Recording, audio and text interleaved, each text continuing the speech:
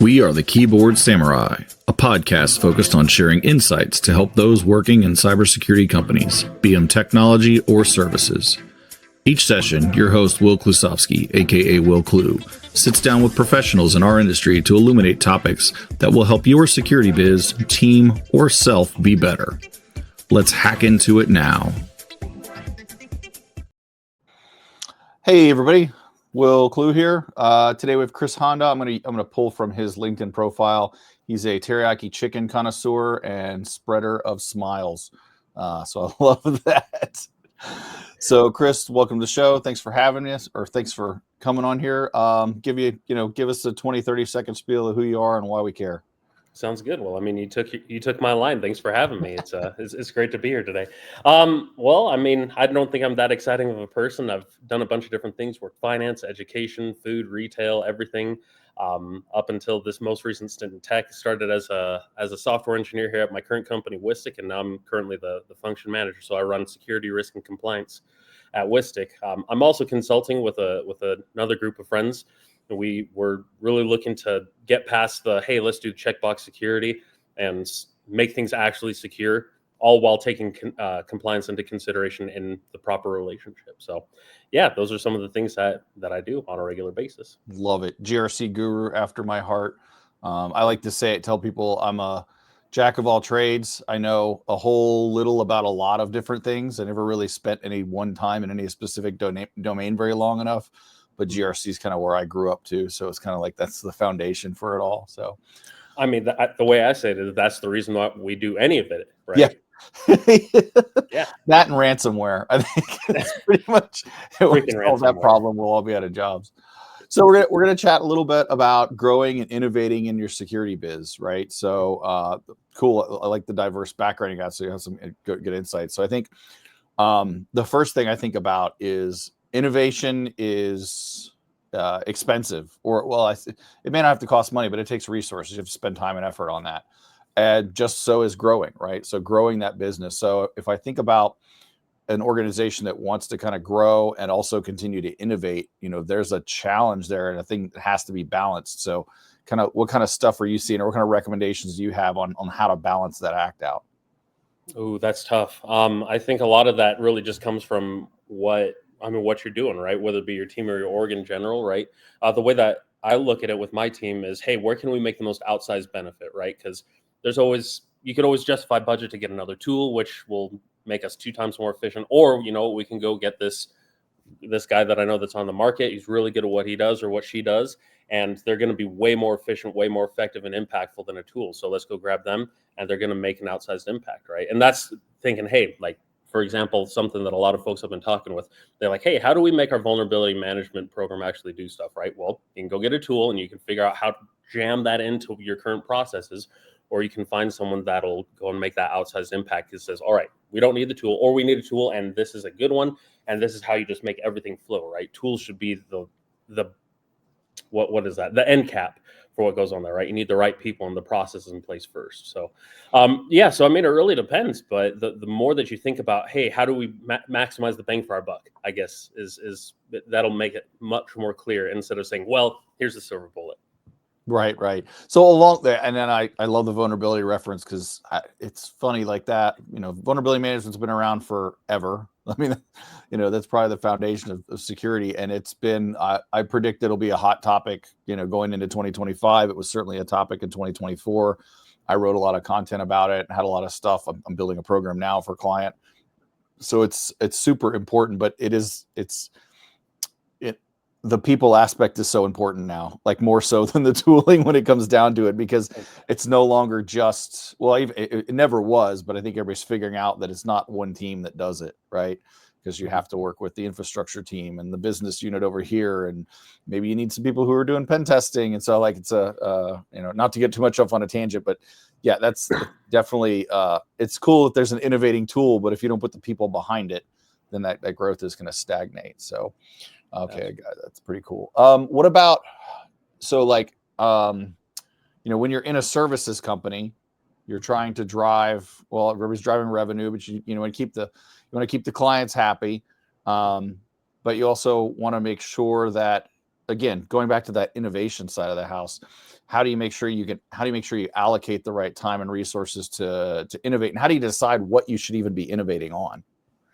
Ooh, that's tough. I mean, just being honest, I don't have quite as much expertise in that area, actually making the decisions. Usually it's, hey, this is the direction we're going, go figure it out. But a lot of times I've found that we found success in, hey, what's been the most painful for us, right? Even if it's a brand new direction, right?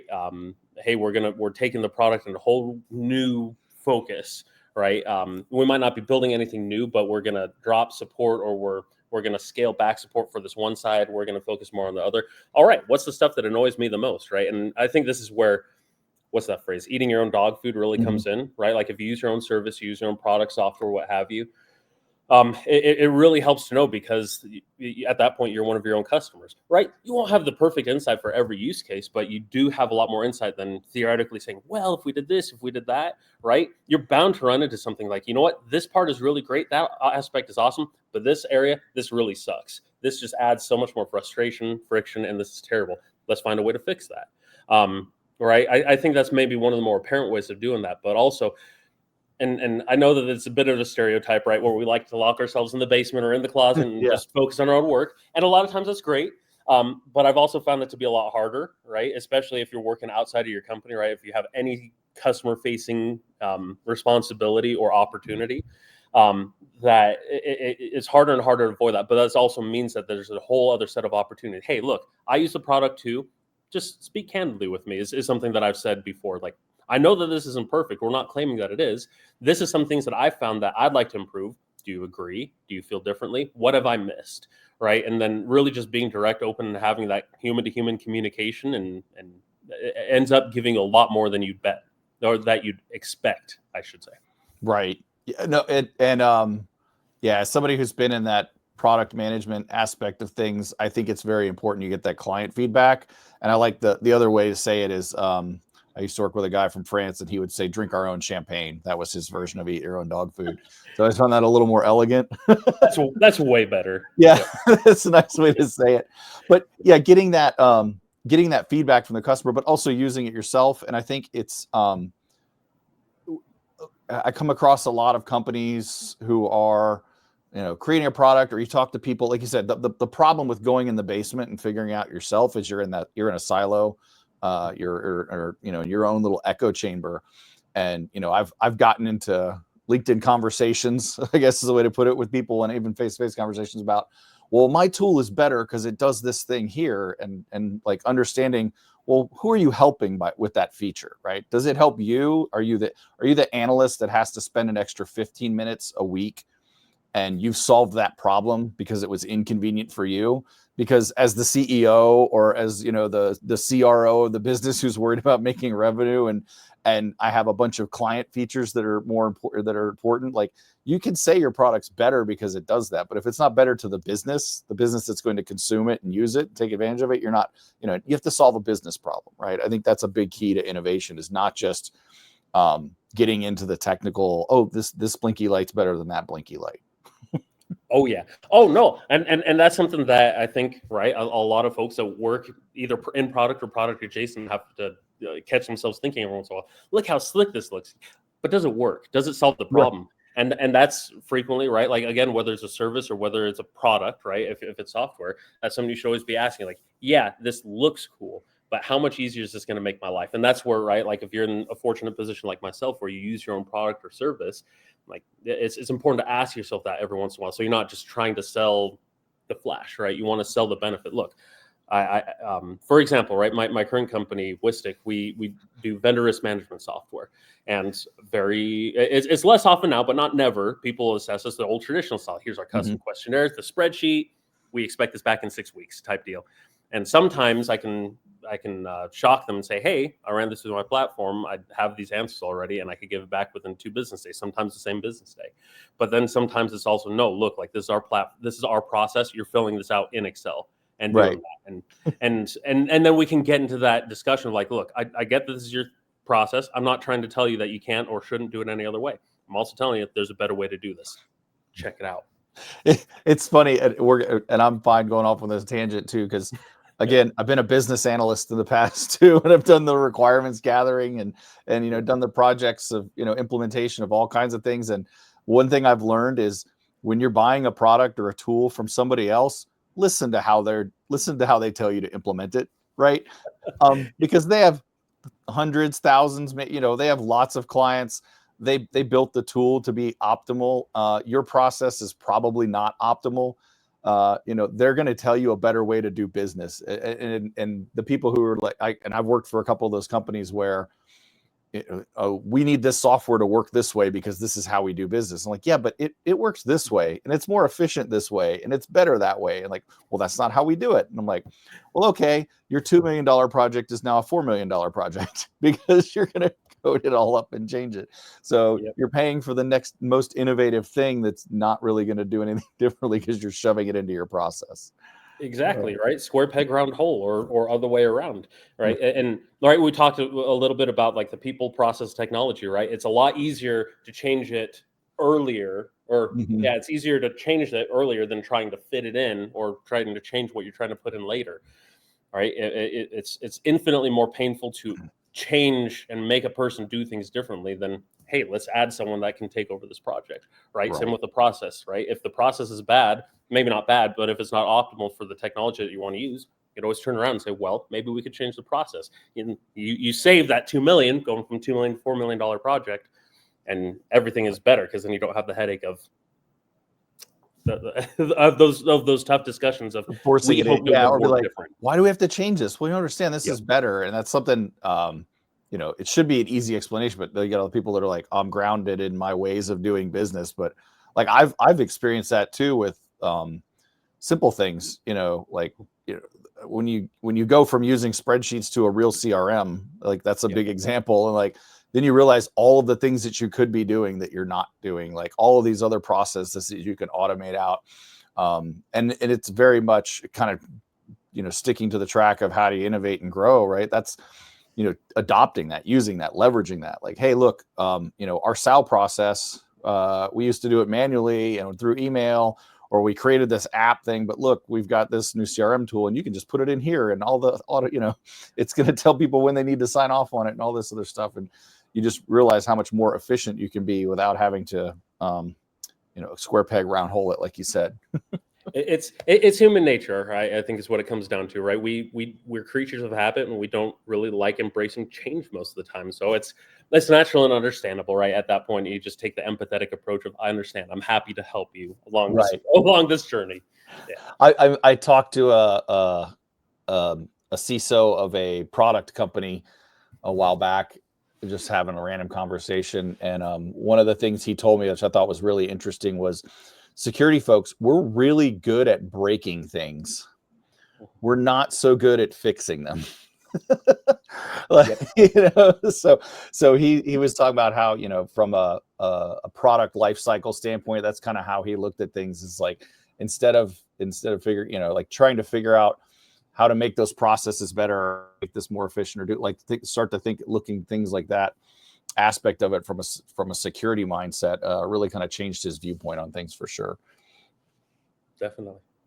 So let's talk. Let's see. While we're on sort of the product side, right? What are some like, with all the technology continually evolving, all this? I'm not even going to say the letters, but as you see everything coming, like, how do you make those decisions on what to invest in, like to prioritize?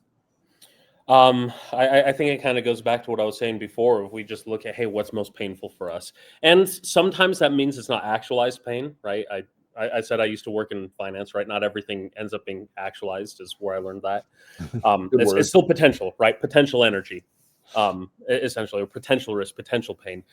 But it's really stepping back and saying, hey, look, like, or I guess if we're looking at it more in, right, our shared background in GRC, right? Hey, what's the biggest potential risk? Whether or not it's something that is theoretically possible yet, because sometimes you have to take that into account. And that's really where we put our money, where we put our time, efforts, and process, right? So, I mean, internally right now, I got to say the letters just because someone has to, right? AI being one of those big fun things, and I know that there's a lot of mixed feelings on it, but right? How compliance fits into that picture. We're kind of putting our money where our mouth is. Like, hey, look, we're trying to drive our strategy essentially founded on customer trust, right? And I know there's no perfect way, and there's no such thing as a certification, audit, report, assessment that's going to be perfect in and of itself. But if there's anything that we could do in terms of investing our time, money, people, effort, we're going to find a way to do that. So, I mean, a lot of the time that our engineers could otherwise go into building, they've been building out documentation, right? Here's an accuracy statement. Here's our other metrics in terms of performance. Our team has been looking a lot into the ISO 42001 standard and all the other supporting 23894, or I can't remember. The two new ones, but yeah, exactly. I feel like there's two new ones every week. It feels like the NIST AI RMF, right? Like we're trying to get into the space, not so much because like, oh, we're scared it's going to happen, like all the XYZ bad things are going to happen, although that's certainly a factor, but because, hey, we know that this is a big deal for people, both on the consumer and on the business side, right? So we want to be able to speak accurately, plainly, and I guess in depth about, hey, we know that these are concerns. We've thought about them and considered them and baked in solutions controls, right? If we're thinking about the C side, the compliance side, to help you feel better about that, right? Are we going to get everything perfect? No. Are things going to change? Absolutely. But we want you to know and demonstrably show that this is something that we care about from the beginning, and we're willing to be partners in this as the requirements change, evolve, and grow. Right. So it's interesting. I'm curious from the client side. I think generally speaking, most clients are I'm not going to say demand, but they're expecting that you're doing AI. How many of them are expecting that you're doing it with security in mind, or are there demands for AI that are kind of causing you to reposition maybe some other features and benefits? Kind of yes on both. I feel like it's more so the former than the latter. Most of and this is also mostly just because my involvement in the product development is much different than it has been in the past, especially not in regards to AI. Just want to be upfront and transparent about that. But a lot of the stuff that our product team, sales, customer success teams will come to us and say, hey, look, like this is something they've asked. Is this something possible that we could do with these specific security risk concerns in mind? And right, that's everything from, hey, we'd really like you to not train on our data, which is great because we don't, right? We did that intentionally, and that's been part of the discussion of, hey, if we went to custom models, could we? And that's where we have a very, very clear line delineated in the sand to say, look, at this point, we may not. Unless we're willing to go and have this other discussion with all of our customers. Whereas, I mean, in terms of the expectation of having security built in mind, I've seen the conversation actually kind of going the other way. Is look like, and I think that that's fair, right? Because I think we're still figuring out this whole, what does AI security even mean? Like, a lot of times when we look at AI products, a lot of time it's not even actually AI. It's just easier to say it that way. So but I mean, that being said, right? It's I think until we as an industry in general, not just AI, but information security, get a good common language in terms of, hey, this is how we handle AI governance. This is what is acceptable. This is a little more gray, and this is absolutely no. Then we're going to have to err on the side of, hey, we're starting really basic. What data do you use? Where does it go? Right. Who owns it? How do we train on it? Right. Even if it's pretty apparent, like if you were to sit in the demo, right? I know that there's been LinkedIn discussions on this as well, right? Where security people would know so much about the product if they sat in on a demo or read the marketing page. Yeah, but you also never know how it could be used in other ways, right? Like, that's not always readily apparent in a demo or on a marketing page because that's where you're showing off the best of it. So, I mean, having those basic conversations is, I think right now it's indicative that, hey, we're just taking the baby steps right now. But I also think that how can you really go in depth and find the things that matter most, right? Like at a deep technical level, if you don't understand the basic fundamental, what data are you even using? What's being processed? How's it being protected, right? And so, I mean, I think that's another thing that we had talked about too, that I think maybe you and I have even had that conversation on too. Like if you're not doing basic AppSec, right? Yeah. That's going to lead to a lot of non-AI specific, but AI branded incident breaches. It's the same thing. When cloud was the thing and everybody was asking me about it, I'm like, if everything you're doing is fucked up now, moving into the cloud is not going to fix that. I mean, it's going to take away some of the stuff. You don't talk about the data center and physical security and things like that. But like, yeah, no, you still have to do the things the right way and foundationally understand it. So exactly, it's the same technology, right? It's the same technology, same language, just different paradigm, and I guess occasionally different label, right? Yeah. Like, so, but it's all the same stuff. It's all the same principles. So that's where I've given a couple conference talks earlier this year about not freaking out about AI, right? Like not just the Skynet stuff, but like, oh, Sure. how are we going to secure? It's like same way you secure everything. Everything you sit down, else. think what's acceptable, and then you go and do that. So I've always preached to anybody in our industry wanting to, no matter where they're at in the industry. Like for me, that was a big growth moment. I think as a professional, like being, having a client bring a problem to me and present something that I had no familiarity with, and just being able to think, well, okay, I don't know what this is. Explain it to me. How does it work? Okay, well, I can now infer the application's going to probably do this. The network's probably going to act like this. This is how, being able to do that breakdown, problem solving, critical thinking aspect, and then say, okay, now let's just apply risk practices to it, right? What data is there? Why does it need to be protected? How could it be exploited? I think super tangent here, but like, yeah, we as security professionals, we always think like the baddies, and the rest of the business doesn't always think that way. So, when we're raising our hand and we say terrible things and terrible ideas that make people, drop their jaws and go, why would you do that? Well, because that's what the bad people would do. And that's what we think like, so. Yeah. And it's tough to hear that, right? Like that, I had a little bit of that when I moved from the software engineering to the security side. It's like, I'm calling my own baby ugly, essentially. Like, to be fair, that's my own poor engineering skills. I introduced those problems, but right, like I mean, that's just again another one of those human elements, right? That's just part of human nature where we want everything to be the happy path, because anything else we feel a little bit responsible for. Oh no, I made something that doesn't work, or it doesn't work as well as it should, right? But right, that's also that's just part of product development, service development. It's not going to be perfect the first time. It's not going to be perfect the second time. So having someone that's dispassionate and or I guess independent of the way that you're hoping to see it is good, because it helps balance out, hey, things aren't always going to work right the first time. Please consider this so you can get closer to this unattainable perfect state, but it'll get you there faster than if you were to just trip, fall on your face, and have to dust yourself off. We're trying to get you up those stairs without trying to trip and fall. Yeah. There is no silver bullet. Like we all should know that by this point. Well, that's awesome, Chris. Thanks for your time today. It's been very fun and enlightening. And we'll probably chat again soon, man. Thanks. That'd be great. Thanks for having me, Will. Good to see you.